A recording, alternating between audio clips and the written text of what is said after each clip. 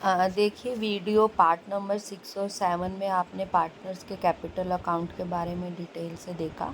अब हम नेक्स्ट करेंगे इंटरेस्ट ऑन पार्टनर्स लोन। देखिए जब कोई पार्टनर फर्म को लोन देता है तो इस पर पूर्व निर्धारित ब्याज दर से ब्याज दिया देखिए जो पूर्व निर्धारित दर है वो आपकी पार्टनरशिप डीड में लिखी होती है। लेकिन यदि ये ब्याज की दर पहले से निर्धारित नहीं की गई है, पार्टनरशिप डीड में नहीं लिखी गई है, तो आप उस पर से 6% पर एनम 6% पर एनम ब्याज अवश्य देंगे। देखिए जो नेचर ऑफ बिजनेस, इसका नेचर ऑफ इंटरेस्ट है पार्टनर लोन वाला।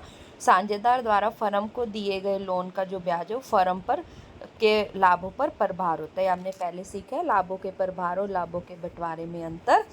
तो लाभों के प्रभार का मतलब क्या होता है कि ये अवश्य दिया जाएगा, चाहे लाभ हो या हानि हो या लाभ ना हो।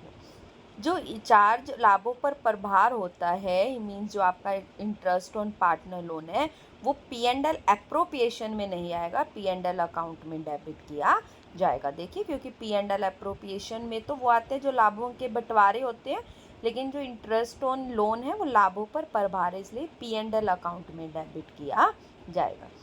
एक बात और ध्यान रखनी है, जो इंटरेस्ट ऑन पार्टनर लोन है वो कैपिटल अकाउंट या करंट अकाउंट में क्रेडिट नहीं होंगे, वो पार्टनर्स के लोन अकाउंट में ही क्रेडिट होंगे। मीन्स P&L अकाउंट में नहीं आएगा, P&L एप्रोप्रिएशन के डेबिट में आएगा। दूसरा क्रेडिट कैपिटल या करंट अकाउंट के क्रेडिट में नहीं आएगा, वो पार्टनर्स लोन अकाउंट में क्रेडिट में आएगा। तो आप एंट्री करेंगे, सबसे पहले आप एंट्री करेंगे कि ब्याज कैलकुलेट करेंगे कितना ब्याज देना है। तो interest on partner loan account debit, credit कहाँ किया जाता है, टू पार्टनर्स लोन अकाउंट।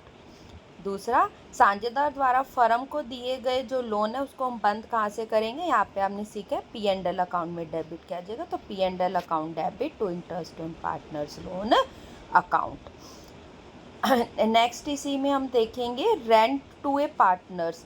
अगर किसी भी पार्टनर ने अपनी कोई भी प्रॉपर्टी फर्म को यूज करने के लिए दी हुई है तो वो उस पर जो रेंट लेने का उसको पूरा अधिकार है। और जो ये रेंट ऑफ पार्टनर है ये भी आपके लाभों का प्रभार माना जाता है। प्रभार का मतलब वही कि इसे P&L में डेबिट करेंगे, P&L एप्रोप्रिएशन में नहीं, कहाँ डेबिट होगा, P&L में। और दूसरी बात वही कि इसको आप हमेशा लाभों के प्रभार को P&L से डेबिट किया जाएगा। एंट्री क्या होगी, अगर आपने रेंट पे ही कर दिया है, रेंट पेड हो गया तो rent to cash account, clear पूरी एंट्री हो जाएगी, rent account debit to bank account या कैश अकाउंट। लेकिन अभी रेंट पे नहीं करा है, पेबल है, पेबल मीन्स आप केवल कैलकुलेट कर रहे हैं, अभी देना रहता है, तो आप इसकी दो एंट्री करेंगे। पहले calculate rent account debit to cash दे दिया तो टू कैश आया, दिया तो है नहीं तो क्या टू रेंट पेबल अकाउंट। ठीक है, और जो रेंट पेबल अकाउंट है वो कहाँ से डेबिट करोगे आप, charge P&L account debit to rent account. ये हमेशा ध्यान रखना कि जो रेंट पेबल है वो रेंट पेबल अकाउंट में क्रेडिट होगा, पार्टनर्स कैपिटल या करंट में क्रेडिट नहीं होगा, वो रेंट पेबल। जैसे आपका लोन वाला पार्टनर्स लोन में हुआ था ना, यहाँ पे आपने सीखा था पार्टनर्स लोन अकाउंट में होता है, ऐसे ही यहाँ पर जो रेंट है वो रेंट पेबल अकाउंट में ही क्रेडिट होगा।